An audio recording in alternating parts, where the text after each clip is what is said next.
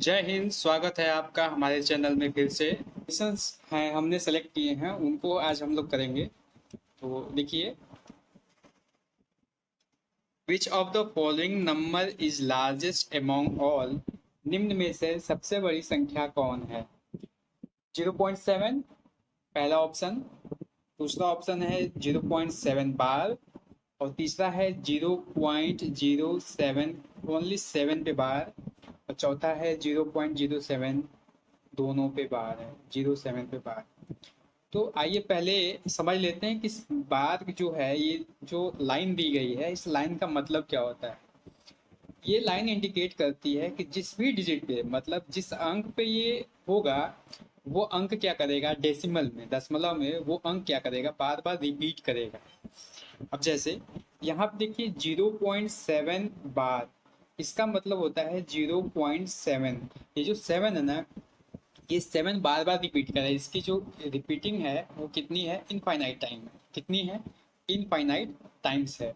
तो चलिए देखते हैं कि इसमें से जितने भी चार ऑप्शन दिए गए हैं, इसमें से कौन सा बड़ा है।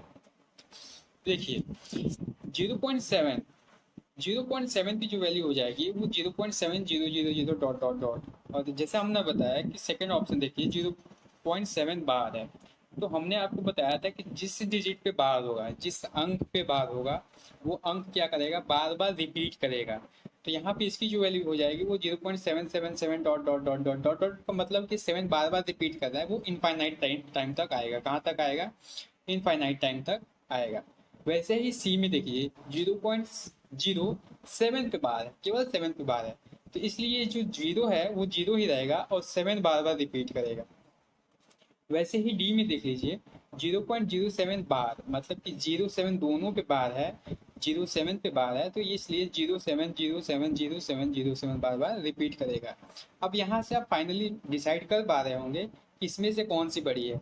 इसमें से बड़ी है बी ऑप्शन, 0.7 बार क्या है, सबसे बड़ा है। चलिए नेक्स्ट क्वेश्चन देखते हैं। दूसरा क्वेश्चन है 12 whole 1/2 plus 12 whole 1/3 plus 12 whole 1/6। तो इसका, अब ये देखिए इसको सबसे आसान तरीके से कैसे किया जा सकता है। देखिए सब में क्या है, 12 क्या है, कॉमन है। क्या है, 12 कॉमन है, ऐसे भी समझ सकते हैं। दूसरा तरीका ये है कि हम 12, ये जो तीनों 12 हैं, इनको हम अलग कर ले। जैसे ये 12 होल 1/2 है, इसको क्या हम लिख सकते हैं, 12 प्लस 1/2, बिल्कुल लिख सकते हैं। सिमिलरली सेम तरीके से ये जो 12 होल 1/3 है, इसको भी लिख सकते हैं 12 प्लस 1/3। और वैसे ही जो ये 12 होल 1/6 है, इसको भी लिख सकते हैं 12 प्लस 1/6। ठीक है। तो यहाँ से हमें क्या मिलता है, ध्यान से देखिएगा, 3 12 हमारे पास बाहर आ जाएंगे। क्या हो जाएंगे, 3 12। आप तीनों का देखिए, ये जो मिक्स फ्रैक्शन है, इसको आप इम्प्रॉपर में चेंज ना करके इन तीनों बारों को, 12 जो है इनको बाहर कर लीजिए। और उसके बाद जो फ्रैक्शन बच रहे हैं 1/2 प्लस 1/3 प्लस 1/6, इनको आपस में ऐड कर दीजिए।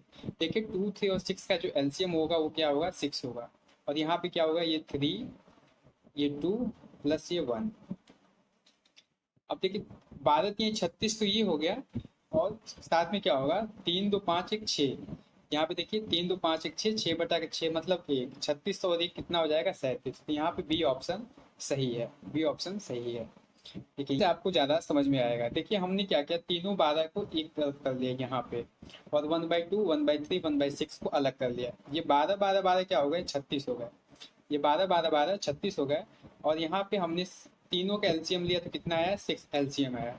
6 एलसीएम आया तो 3 2 5 1 6, तो 36 ये, 6/6 ये, 36 ये, 6/6 का मतलब ये 1 हो गया, 36 और 1 कितना हो गया, 37 हो गया।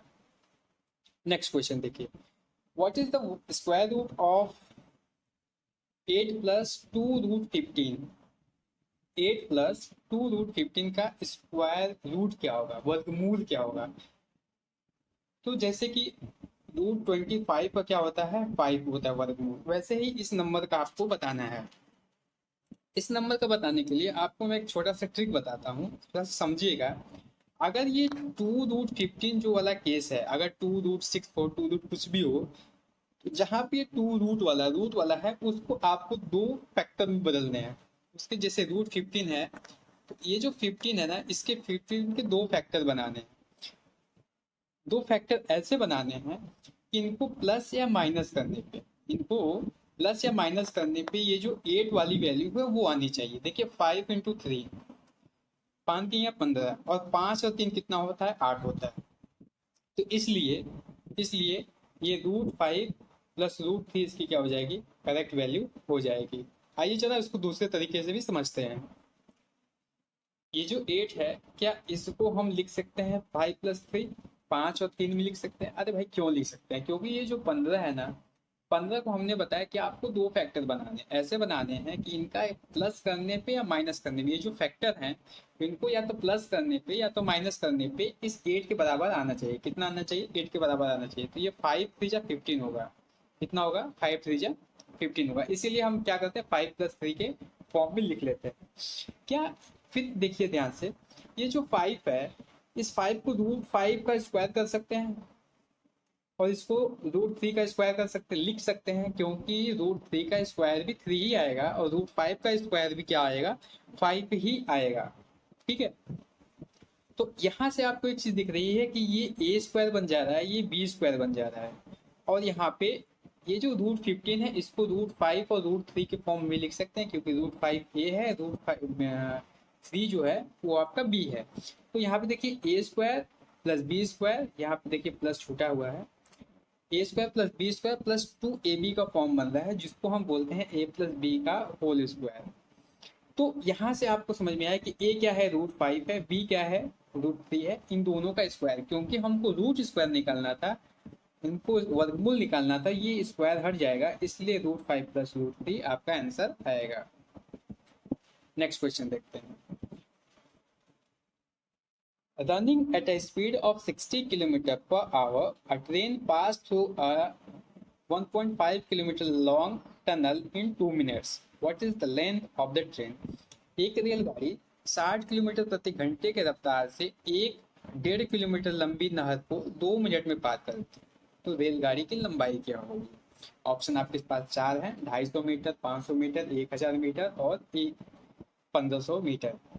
इसको हम आपको एक ग्राफिक्स के थ्रू समझाने की कोशिश करते हैं। चलो देखिए, अब ये जो देखिए यहाँ से आपको दिख रहा होगा, ये टनल है, यहाँ से यहाँ तक जो हमने बनाया है एक 1500 मीटर का टनल है, और यहाँ से क्या कर रही है, एक ट्रेन पास करने वाली है। ध्यान से समझिएगा, क्योंकि मेन मुद्दा यही है। अगर इसको आप समझ गए तब ये पूरा क्वेश्चन आप समझ जाएंगे। 1500 मीटर का तो ये टनल आपका हो ही जा रहा है यहाँ से यहाँ तक, इसको तो कोई चलेगा ही चलेगा। मान लीजिए कोई आदमी यहाँ से यहाँ तक चलता है तो वो 1500 मीटर तो चलेगा ही चलेगा। लेकिन यहाँ बात है किसकी, ट्रेन की बात है, क्योंकि ट्रेन की एक अच्छी खासी लंबाई होती है। एक अच्छी खासी जब लंबाई होगी, इसको हम तभी मान पाएंगे जब ट्रेन हमारी पूरी तरह से इस नहर को पार कर जाए। अभी देखिए यहाँ पे ट्रेन है, यहाँ पे ट्रेन है, तो पूरी दूरी कितनी होगी, इतनी चलनी पड़ेगी इसको। ये जो ट्रेन है, अच्छा क्यों चलनी पड़ेगी उतनी दूरी, जरा समझिएगा। अब जैसे इंजन का डब्बा है, इंजन का डब्बा यहाँ है, ठीक है, यहाँ से अगर हम यहाँ से काउंट करते हैं तो इंजन का डब्बा चला यहाँ से यहाँ तक, इंजन का डब्बा कहाँ पहुंचा, यहीं पहुंचा, चला कितना, 1500 मीटर, क्योंकि 1500 मीटर नहर का लंबाई है। लेकिन क्या ये जो ट्रेन है वो नहर को पार कर चुकी है? जी नहीं, बिल्कुल नहीं। इसलिए आपको यहाँ देखिए, जब नहर को ये पार करती है तो यहाँ पे देखिए, नहर को यहाँ पे पार करती है और ट्रेन का इंजन का डब्बा कहाँ है, यहाँ चला गया। मतलब 1500 मीटर तो ये चला ही चला, साथ में उसकी जो लंबाई है वो भी साथ में चली है, वो तब जाके वो नहर को पार कर पाई है। इसलिए उसने जो टोटल डिस्टेंस चला, अगर हम एक्स की लंबाई, अगर ट्रेन की लंबाई हम एक्स मान लेते हैं, तो टोटल डिस्टेंस उसने चला 1500 ये प्लस एक्स मीटर, ठीक है। उसके बाद देखिए, अब ये तो टोटल लंबाई चली, टोटल दूरी चली इसने। लेकिन अगर हम बात करें कि अगर वो डिस्टेंस ट्रेवल इन 2 मिनट, अगर 60 की रफ्तार से जा रही है, 60 किलोमीटर की रफ्तार से जा रही है, तो 1 मिनट में, क्योंकि मिनट की बात हो रही है, तो 1 मिनट में कितना चलेगी, तो भाई साहब आएगा कि 1 मिनट में 1 किलोमीटर चलेगी। ठीक है, तो सेम वे में 2 मिनट में 2 किलोमीटर चलेगी, 2 मिनट में 2 किलोमीटर चलेगी। तो भाई 2 किलोमीटर तो चली है, ट्रेन पूरी 2 किलोमीटर चली है, लेकिन ट्रेन यहाँ पे कितना चला है, हमने क्या माना, 1500 मीटर प्लस x मीटर चली है, जो किसके बराबर है, 200 मीटर के 2000 मीटर के बराबर है। और इसको हम जब सॉल्व करेंगे तो हमारी ट्रेन की जो लंबाई वो कितनी आएगी, 500 मीटर आएगी, 500 मीटर आएगी। अब अगला क्वेश्चन देखिए, रूट में 0.65 स्क्वायर माइनस 0.16 होल स्क्वायर। इसको जरा ध्यान से देखिए, हम इसका जो सॉल्यूशन है वो अगले पेज पर देखते हैं, अगले स्लाइड पे। यहां से देखिए, अगर ये 0.65 का स्क्वायर माइनस 0.16 का स्क्वायर है, अगर हम अभी क्या करें, इस रूट को क्या है, इग्नोर करें, इस रूट को क्या करें, इग्नोर करें, तो आपको समझ में आ रहा होगा, ये अगर ए मान ले, इसको बी मान ले, तो यहाँ पे ए स्क्वायर माइनस बी स्क्वायर, ये फॉर्मूला समझ में आ रहा होगा। ये ए स्क्वायर और ये माइनस बी स्क्वायर, इसका फॉर्मूला होता है ए प्लस बी इंटू ए माइनस बी। चलिए हम मान लेते हैं 0.65 को ए मान लेते हैं और 0.16 को क्या मान लेते हैं, बी मान लेते हैं। तो यहाँ से जब हम करेंगे तो 0.65 प्लस 0.16 और 0.65 माइनस 0.16, इसको जब हम पर्टिकुलरली सॉल्व करेंगे तो आएगा 0.81 एंड 0.49। और देखिए 0.81 का मतलब होता है, क्योंकि ये चीजें क्या है, रूट में है, तो रूट को अभी इग्नोर करिए, छोड़िए रूट को। अगर 0.81 है तो इसको हम लिख सकते हैं 0.9 का स्क्वायर। सिमिलरली 0.49 है, इसको हम लिख सकते हैं 0.7 का स्क्वायर। और हम जानते हैं कि ए स्क्वायर जैसे A to the power N into B to the power N, इसको लिख सकते हैं A B to the power N लिख सकते हैं। तो इसी तरह 0.9 इंटू 0.7 का स्क्वायर होल स्क्वायर हो जाएगा, क्योंकि अब रूट देखिए, रूट है तो ये रूट से ये स्क्वायर कैंसिल हो जाएगा, हमारा वैल्यू कितना आ जाएगा, 9 7 63, 0.63 हमारा क्या आएगा, आंसर आएगा, जो यहाँ पे आपको दिख रहा होगा ऑप्शन नंबर 1। ठीक है, नेक्स्ट क्वेश्चन और आज का आखिरी सवाल, इसको देखिए 2-3 तरीके से हम लोग समझने की कोशिश करेंगे। Two successive discount of 40% and 20% respectively on the mark price of an article are equal to 988. The mark price in rupees is, mark price कितना है, तो देखिए जब कोई सामान हम खरीदने जाते हैं तो मार्क प्राइस मतलब जो उस पे अंकित मूल्य है, जो उस पे लिखा होता है, उस पे देखिए क्या होता है कि पहले ने क्या किया, दुकानदार ने बोला भैया कि हम आपको क्या करते हैं, पहले 40% डिस्काउंट देते हैं। ठीक है, पहले 40% डिस्काउंट देते हैं, उसके बाद क्या बोला है कि चलिए 20% और दे देते हैं। किस पर देते हैं, जो आपका 40% डिस्काउंट करने के बाद जो आया है फाइनल, उस पर फिर 20% हम देते हैं।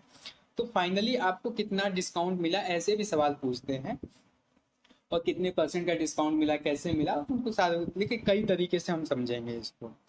अब देखिए समझते कैसे हैं, वो पहला तरीका देख लीजिए, बाकी 2 तरीके हम आपको अलग से बताएंगे।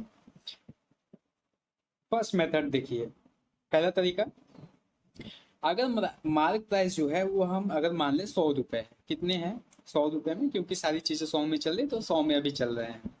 अब जरा समझिए, अगर मार्क प्राइस हमारा 100 है, उस पर हम पहले आपको 40% का डिस्काउंट देते हैं, मतलब कितने का डिस्काउंट देंगे, 40 का डिस्काउंट देंगे। 100 पे 40% कितना होगा, 40 ही होगा, 100 पे 40 कितना होगा, 40 होगा। तो अब क्या हो गई, आपकी जो सामान की कीमत हो गई वो कितनी हो गई, 60 हो गई, कितनी हो गई, 60 हो गई।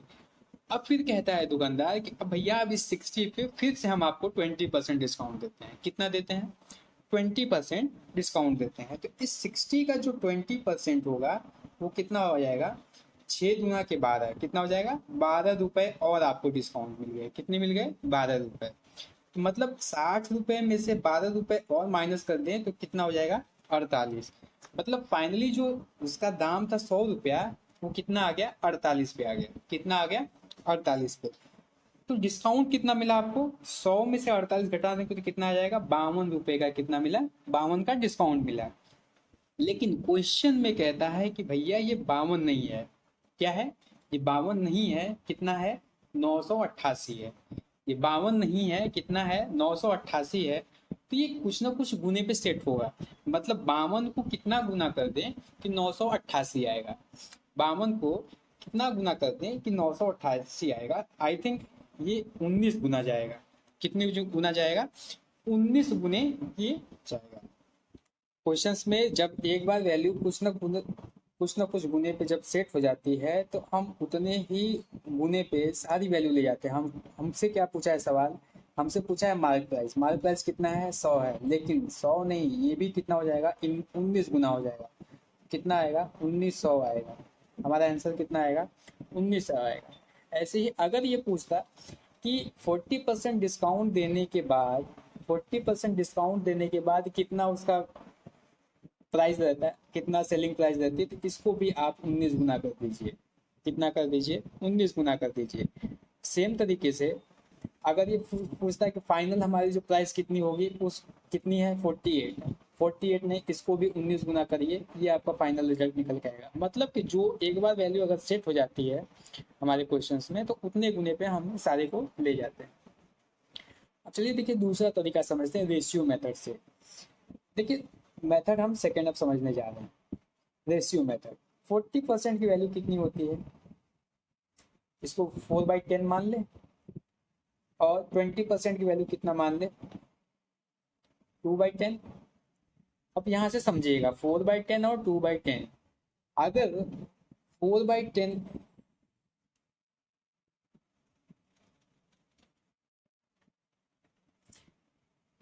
40% की वैल्यू 4/10 है, तो 4/10 का मतलब होता है अगर 10 रुपए उसका दाम था, एक्चुअल दाम कितना था? 10 था। एक्चुअल दाम कितना था? एक्चुअल दाम 10 था। तो 4 रुपए कम। कितना? 4 रुपए कम बिका कितना में? 6 में। बिका कितना में? 6 में। सेम तरीके से अगर 20% की वैल्यू हो गई 2/10। 2/10 मतलब अगर उसका जो दाम था वो कितना था? 10 था। तो कितना कम हो गया? 2 कम हो गया। 2 कम हो गया तो बिका कितना में? 8 में। जब इन दोनों को हम गुणा करते हैं तो ये आएगा 100। कितना आएगा? 100। और ये आएगा 8 छक 48। कितना आएगा? 8 छक 48। मतलब अगर मार्क प्राइस उसका 100 है, बिका कितना में? 48 में। तो आपको डिस्काउंट कितना मिला? डिस्काउंट मिला कितने का? 52 का मिला। कितने का मिला डिस्काउंट? 52 का मिला। लेकिन क्या ये एक्चुअली में क्वेश्चन में आपको 52 दिया गया है? नहीं, ये 52 नहीं है। कितना है? ये जो 52 है वो कितना है? 988 के बराबर है। मतलब ये फिर कितने न कितने गुने पे जाएगा? 19 गुना पे ये जाएगा। और यहाँ पे हमारा जो आंसर आया था वो 100 रेशियो कितना आया था? 48। ये 100 क्या है? आपकी मार्क प्राइस है। और ये 40 क्या है? आपकी सेलिंग प्राइस है। तो आपसे पूछा है क्वेश्चन में कि मार्क प्राइस कितना है, तो 100 को भी 19 पूरे कर दीजिए, 1900 आएगा। कितना आएगा? 1900 आपका आंसर आएगा। ठीक है। अब देखिए तीसरा तरीका समझिए। तीसरा तरीका है फॉर्मूला बेस पे है। अब देखिए डिस्काउंट जो हम निकालते हैं वो फॉर्मूला बेस पे आता है कि A% plus B% plus AB upon 100। ये फाइनल आपका डिस्काउंट निकल के आता है। अब लेकिन दोनों क्या है? डिस्काउंट माइनस में चलेगा तो ये -40 माइनस बी क्या हो जाएगा? -20। और ये देखिए प्लस है। और यहाँ पे क्या हो जाएगा? A B -40 into -20। -40 इंटू -20, 4 गुना के 8, 800 हो जाएगा। ठीक है। माइनस माइनस प्लस हो जाएगा तो इसलिए प्लस की प्लस ही रहेगा। ये 100 अपॉन 100। 2 zero cancel. और फाइनल जो हमारा आएगा 40 और 20 कितना हो जाएगा? -60 प्लस 8 कितना हो जाएगा? 52%। कितना हो जाएगा? -52%। ये माइनस इंडिकेट कर रहा है कि ये आपको छूट मिल रही है, डिस्काउंट मिल रहा है। सिमिलरली मिला जुला के सारी चीज़ें वही आएंगी। और ऐसे हम इस क्वेश्चन को करते हैं। चैनल को सब्सक्राइब करिए, शेयर करिए और लाइक करिए। जय हिंद।